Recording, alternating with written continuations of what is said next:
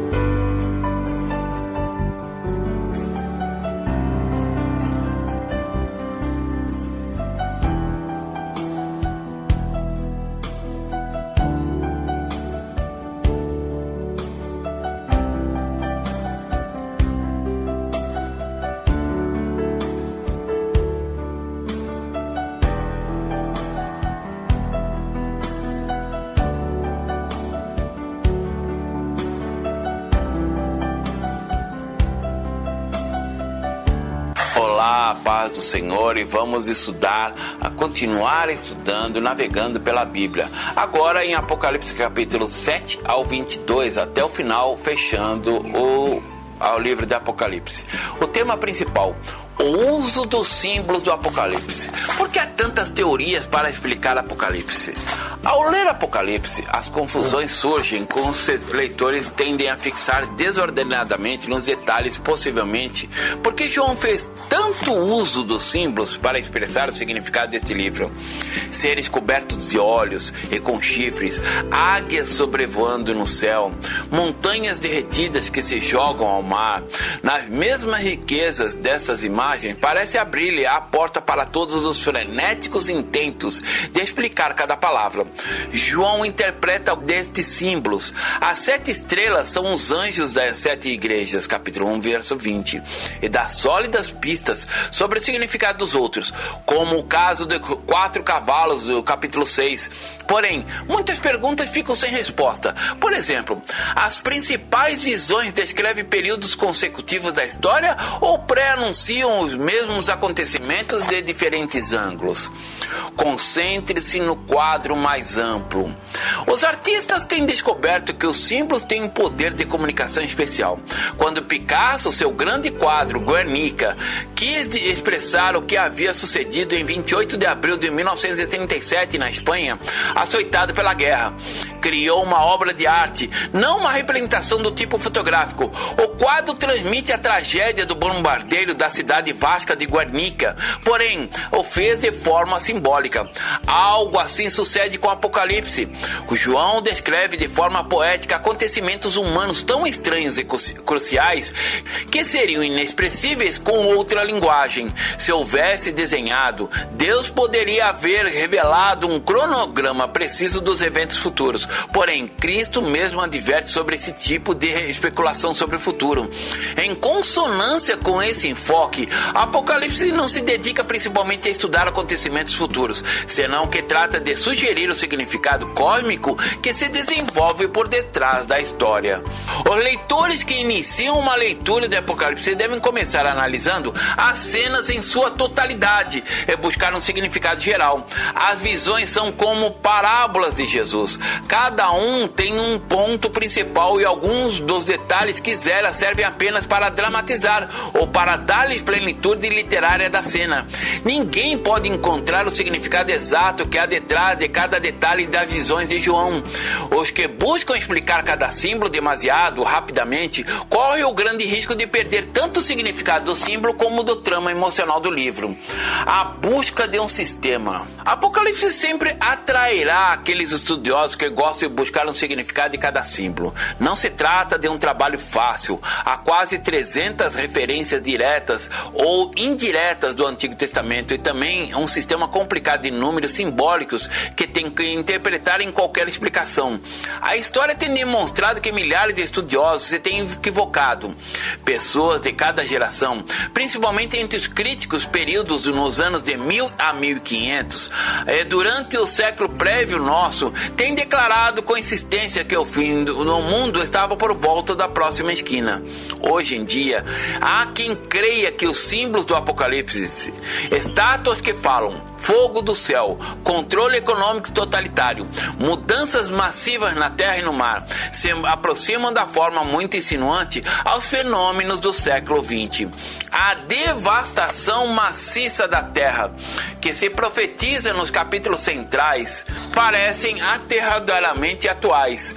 No entanto, as calamidades não são mais do que um telão de fundo para as ênfases principais de João. Os seguidores de Cristo estariam a salvos e seguros quando chegue o fim. Deus enxugará toda lágrima dos olhos deles, declara ele. Muitas partes de Apocalipse permanecem na penumbra do mistério, porém os resultados finais resplandecerão claramente. Vamos navegar pelos capítulos? No capítulo 7, verso 21, o tema muda para os números com significados especiais. Os números têm significado simbólico muito importante na Bíblia, em especial para o escritor de Apocalipse. Os números mais obviamente simbólicos eram 4, 7 e 12 e seus submúltiplos. O número 4 parece representar o universo criado, 4 pontos cardeais, 4 ventos da terra, razão pela qual os 4 seres viventes representariam toda a criação. Na Bíblia, o número 7 denota a perfeição ou a plenitude. A razão disto tem a raiz em que o relato da criação em Gênesis abarca 7 dias. As 12 tribos de Israel no Antigo Testamento e os 12 apóstolos do Novo Testamento indicam que o número 12 representa a igreja ou os redimidos por Deus em ambos os pactos. O número multiplicado por 10, tal como os 144 mil, 12 vezes 12 vezes 10 vezes 10 vezes 10, sugere um número indefinido, porém enorme. Portanto, 144 mil pode representar a toda a igreja ao longo da história. No capítulo 9, verso 20, o tema muda para juízos com propósitos. Apocalipse registra vários juízos severos no capítulo 6, 9 e 16. Menciona cuidadosamente os propósitos de cada juízo. Convencer a humanidade de que sua rebelião é inútil e alerta a arrepender-se. Desta maneira, os juízos se assemelham às 10 pragas contra o Egito. Como as 10 pragas, esses juízos não conseguem seu sucesso. A negativa das pessoas a se arrependerem faz-se necessário no juízo final contra a fonte de todo o mal. No capítulo 11, verso 1, o tema muda para ecos do Antigo Testamento. Uma compreensão plena do Apocalipse requer um estudo detalhado do livro do Antigo Testamento, tais como Ezequiel e Daniel. João frequentemente toma imagens destes livros. Por exemplo, a passagem que aqui temos acerca do templo de Deus tem seu paralelo em Ezequiel 40. De modo similar, muitas passagens que se referem a reis e impérios políticos nos trazem à memória as visões de Daniel. No capítulo 13, verso 5, o tema muda para 42 meses de provas. Este número misterioso tem ocasionado muitas especulações. Literalmente o texto disse: um tempo e metade de tempo. Veja capítulo 12, verso 14. Quer dizer, 1 ano mais 2 anos mais meio ano, ou seja, 3 anos e meio.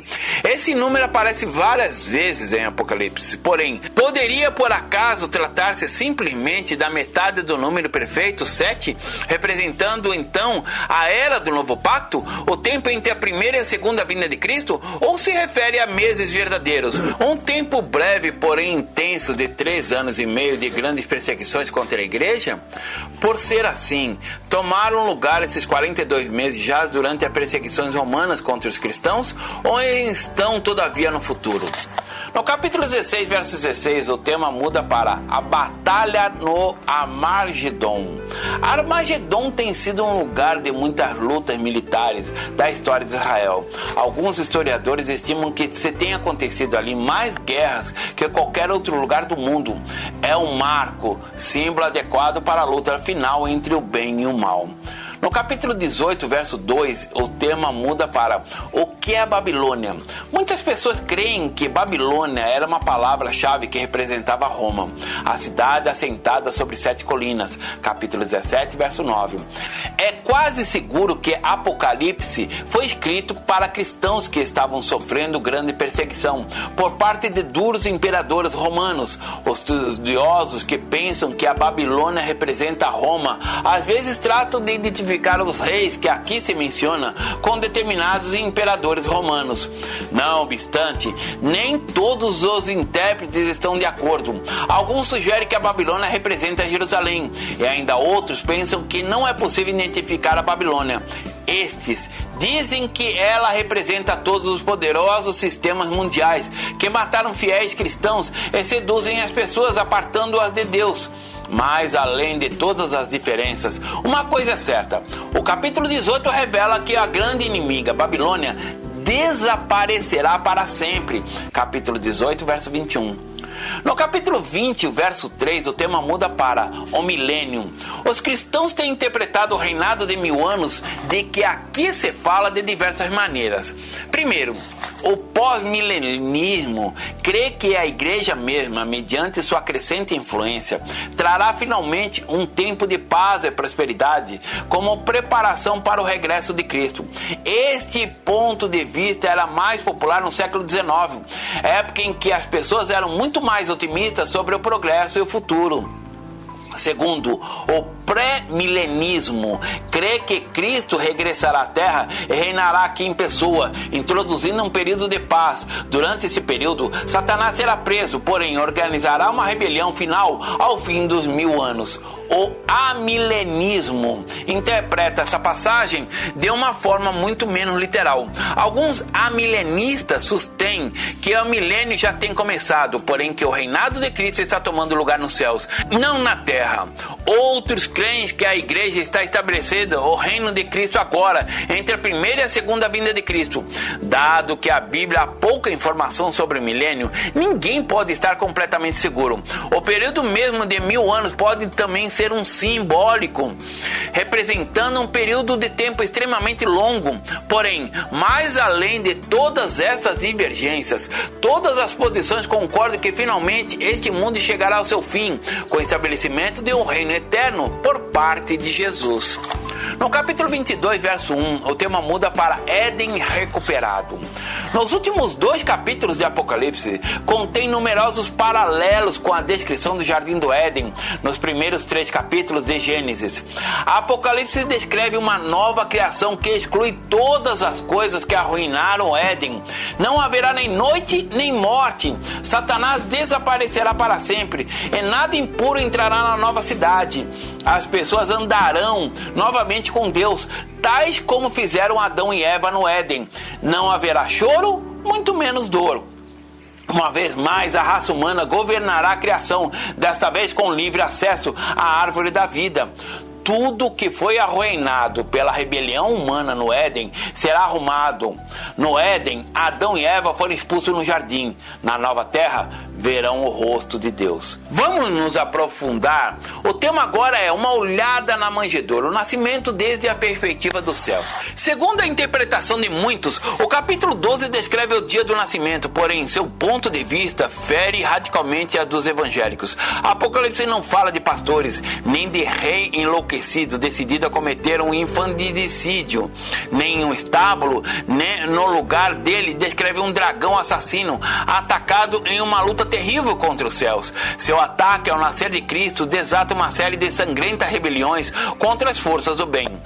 Duas histórias simultâneas.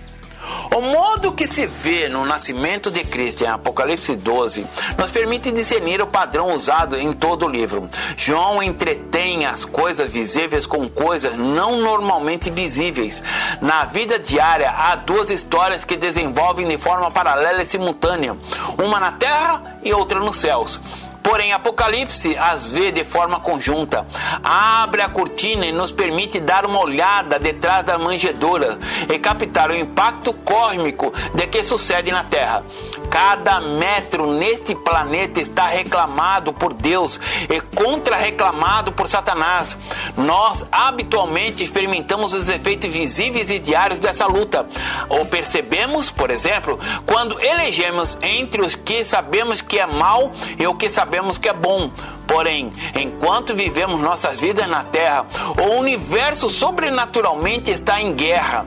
O Apocalipse marca o contraste de forma nítida: o bem contra o mal, o cordeiro contra o dragão, Jerusalém contra a Babilônia, a noiva contra a prostituta.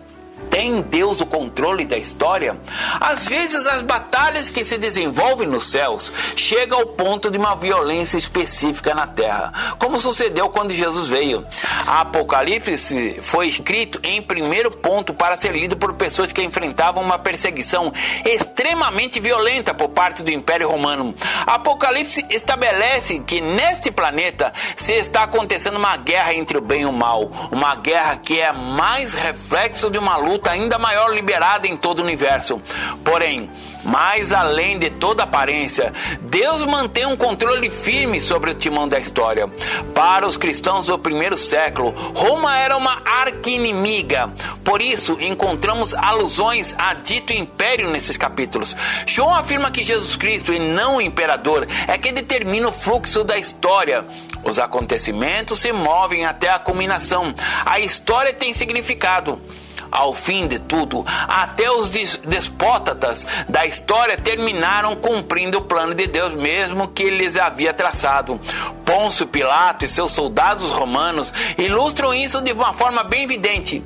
Pensavam que estavam tirando Jesus do meio ao crucificá-lo. Ao invés disso, fizeram possível a salvação do mundo. Na conclusão, apesar de tudo, um final feliz. A palavra final é a melhor de todas.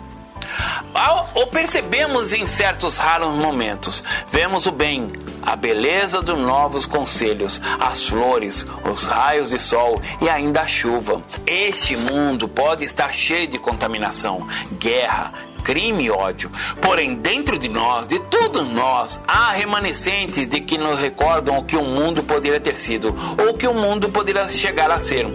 Os profetas do Antigo Testamento sonharam com esse dia em que a criação seria renovada, e essa sensação traz uma fúnebre série de catástrofes preditas que estalam nos capítulos finais de Apocalipse. O mundo perfeito não é somente um sonho, se converterá em uma realidade. Um novo mundo no fim. Não haverá mais lágrimas então, nem dor.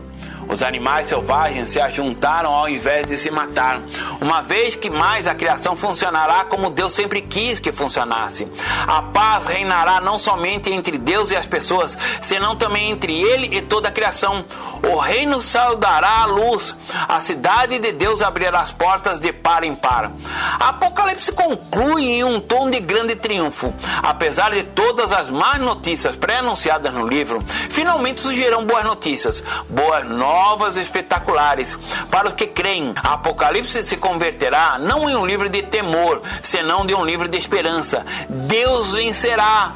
Tudo será feito novo.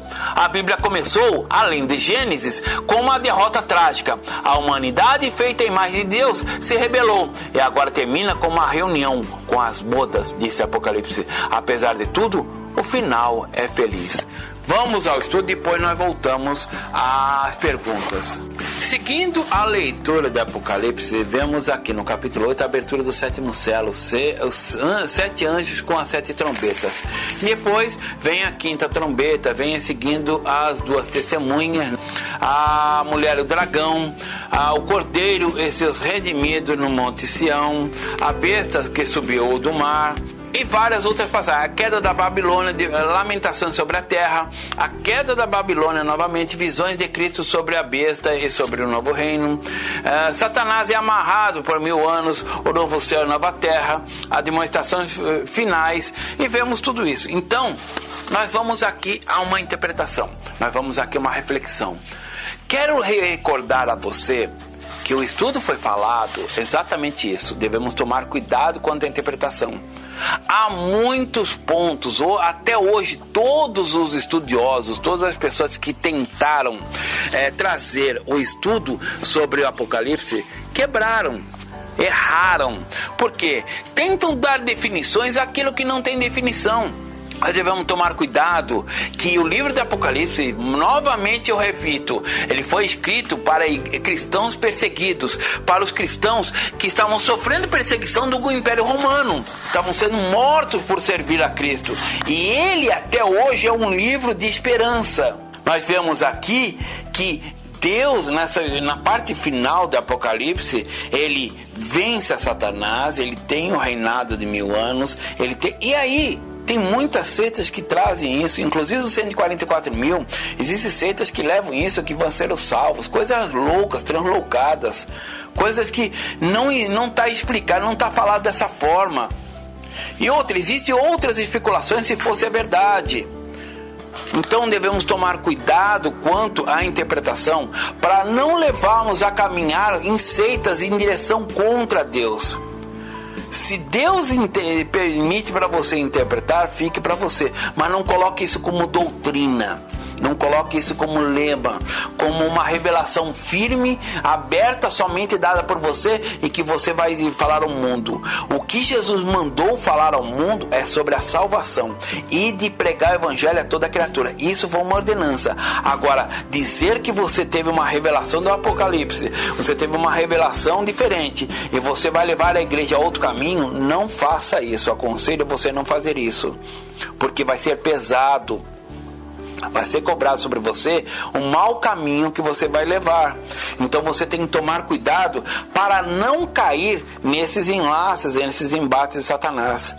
Como eu já falei em estudos anteriores, hoje Satanás não está debatendo diretamente contra a igreja, mas Satanás está sendo sutil a entrar nas igrejas para disseminar falsos ensinamentos e assim quebrar a doutrina e a fé em Cristo. Estão se falando contra o dízimo, estão se falando contra a igreja, estão se falando contra os pastores, estão se falando contra as pessoas, contra a organização eclesiástica, estão se falando de um monte de coisa contra, para se quebrar o estigma, a ordenança que nós criamos para adorar a Deus. A igreja foi formada por uma consequência, uma necessidade, não que foi uma doutrina eclesiástica. Ela foi formada porque se começou a reunir muitas pessoas e tem vários grupos que gostam daquele grupo e começa a participar. E aí você não pode mais numa casa fazendo uma reunião em qualquer lugar. Até a organização governamental exige que seja um lugar com segurança, com alarme, com saída de emergência, com banheiros, com todo o útil e necessário para ter uma concentração de pessoas. Se for uma concentração maior, como a Marcha para Jesus, tem que ter até polícia para acompanhar, para evitar qualquer problema, ambulâncias, para que, se alguém passar mal, possa ser recorrido a tempo. Isso é organização humana. Para quê? Para cuidar das muitas pessoas. Jesus deu exemplo disso. Lá no Sermão do Monte, ele falou, dê alimento para o povo já está há dias aqui conosco, ouvindo a palavra, dê alimento. Ele falou, Senhor, só temos 3 peixinhos, só temos poucos pães e 3 peixinhos, e ele multiplicou e deu alimento a todos, até que sobejou. Porém, a organização, Jesus manda nós fazermos. Então tome cuidado com qualquer coisa que você venha a querer trazer uma revelação diferente da palavra de Deus. Apocalipse foi escrito para ser uma esperança. Aqui mostra uma coisa maravilhosa. Inclusive, uma das interpretações que eu tenho sobre essa parte mostra que aqueles que foram martirizados reclamam a sua justiça. Então significa que nos céus nossa mente não vai ser apagada. Não existe um purgatório onde dali vai começar do zero. Nós vamos recordar, nós vamos reconhecer a vida cristã, não a vida anterior. A vida do pecado, a vida de antes de aceitar a Cristo, a Bíblia fala que ela foi jogada no mar do esquecimento. Mas a vida cristã, é por isso que a vida cristã tem que ser digna, tem que ser fiel, tem que ser honesta. Do mesmo jeito que estamos vivendo aqui, nós vamos viver nos céus. Apesar que aqui temos lutas, temos tentações, temos dificuldades, temos limitações, temos muitas outras coisas, nós devemos vencer essas lutas em Cristo Jesus e alcançar em Cristo Jesus a confirmação através do Espírito Santo, que nos dá a força para vencermos essas lutas. Na glória, nós iremos viver já sem essas lutas, sem essas tentações, sem essas limitações, sem o desejo, sem a fome, sem a sede, sem problemas de saúde. Se você é gordo, é magro, não vai ter isso nos céus. Alto, baixo, vai ser um corpo glorioso. Mas a nossa mente vai dar uma continuidade. Por isso que você deve ter aqui a continuidade no céu. Será que você vai chegar nos céus fazendo enganações, fazendo mentiras, enganando as pessoas, roubando as pessoas, trapaceando as pessoas? Você vai chegar no céu assim? Ah não, vai ser limpado. Então limpe-se a partir de agora. Porque Jesus fala que vai vir um momento que não se espera. Ou vem a morte, você pode de repente estar andando, estar tomando atitude e pumba, morrer do coração. E aí morrer do coração, e como é que fica? Acabou. Parou o seu tempo. Daí vai para o julgamento. E como é que vai ser a sua atitude? A Bíblia nos mostra, alerta nessa segunda parte, Deus está chamando, Jesus está chamando o arrependimento a todos. Nós devemos nos arrepender e viver uma esperança viva em Jesus. Não tente interpretar o Apocalipse de forma mirabolante, trazendo uma nova revelação. Assim nasceram as seitas, assim nasce, assim o diabo está fazendo para que se desvie e esteja longe da presença do Senhor. Mas procure olhar o Apocalipse como um final de esperança, um alerta para que você possa se arrepender e viver uma vida íntegra, uma vida honesta, uma vida sincera, porque essa vida vai dar continuidade nos céus. Não vai ter uma parada, não vai ser uma nova vida, não vai ter purgatório do qual onde vai ser apagado tudo e vai ser renovado, vai ser feita uma nova situação. Vai ter um novo corpo, mas não encontre na Bíblia nova mente, um novo pensamento. No céu vai ser aberto todos os segredos do céu, vai ser aberto todos os mistérios, todas as dúvidas quanto a tudo. Nós vamos entender nos céus, vai ser explicado, vai ser aberto a ciência do bem e do mal. Porém, nós vamos entender as coisas, mas não vai ser apagado a nossa lembrança do tempo de cristão. Por isso que Apocalipse diz no final, nós devemos ser fiéis até o fim. Jesus sempre explicou. O apóstolo Paulo, os livros do Novo Testamento sempre falou, seja fiel até o fim. A quem vencer, dar-te-ei a coroa da vida. Isso diz na palavra de Deus em Apocalipse em muitos momentos.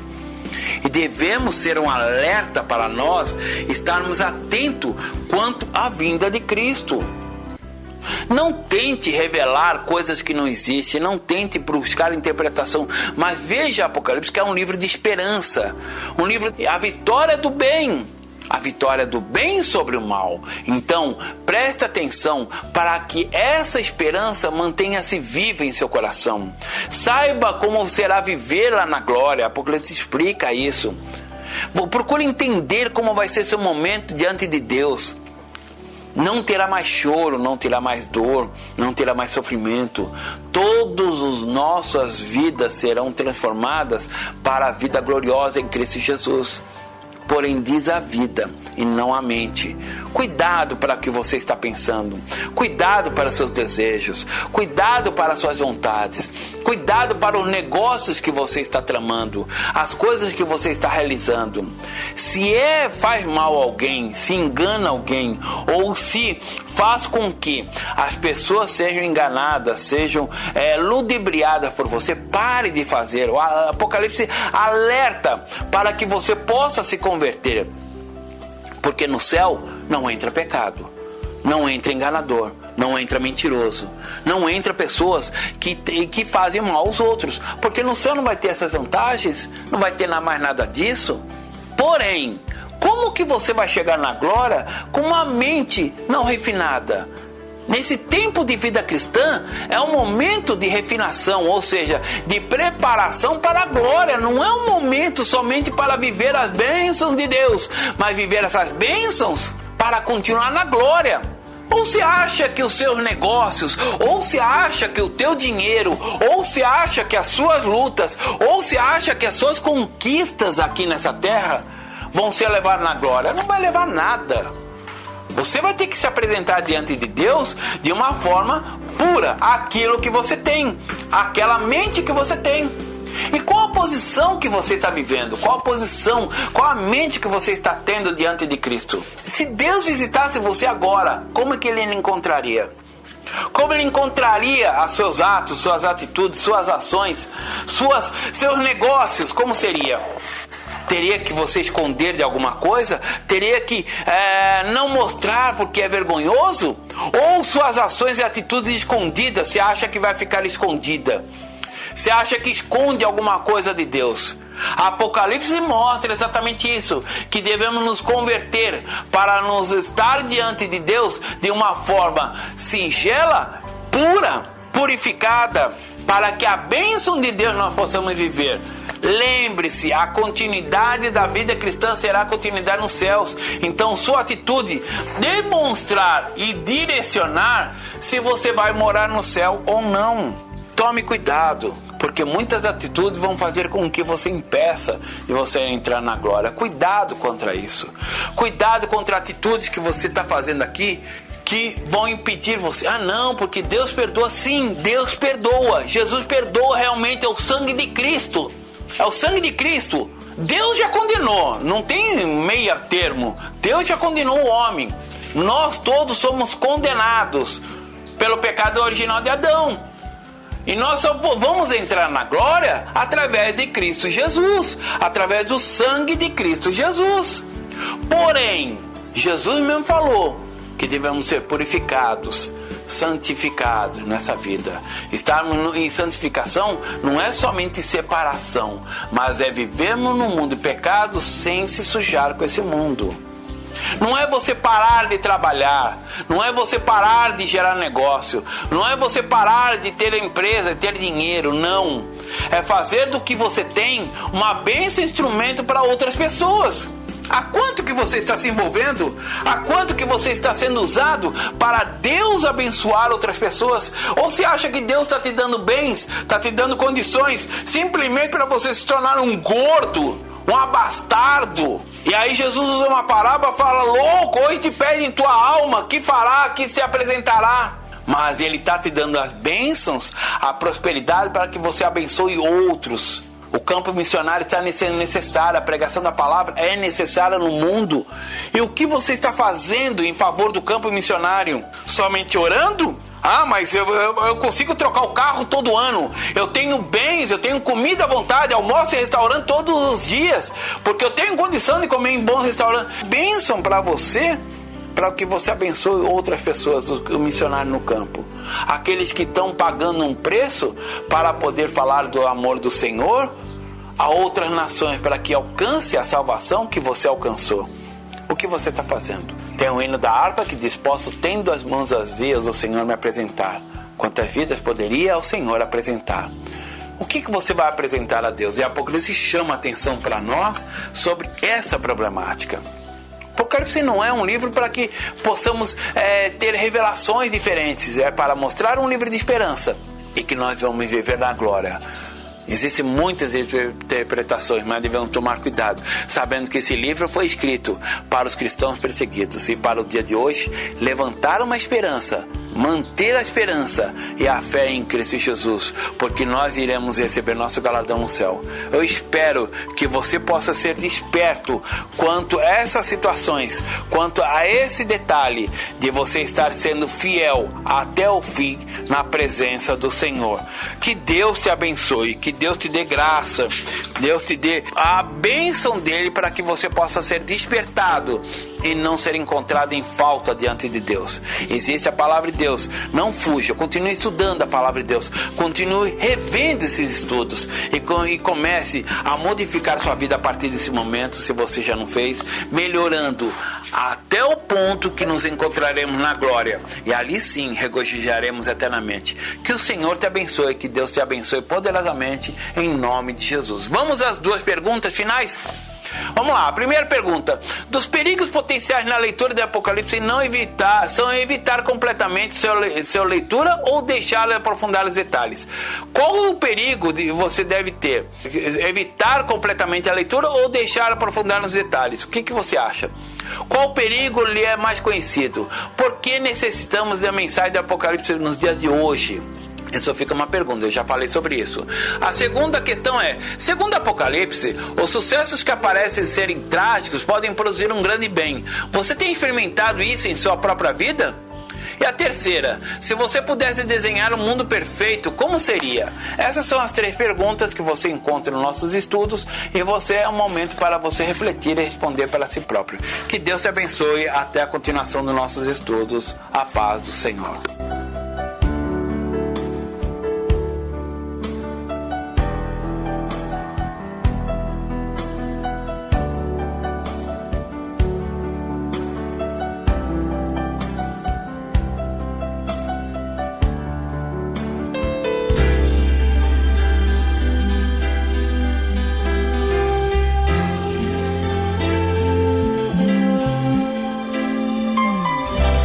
Terminamos nosso programa Navegando pela Bíblia, um programa de estudos e entendimento da leitura bíblica baseado na Bíblia em espanhol, da Liga Bíblica Internacional.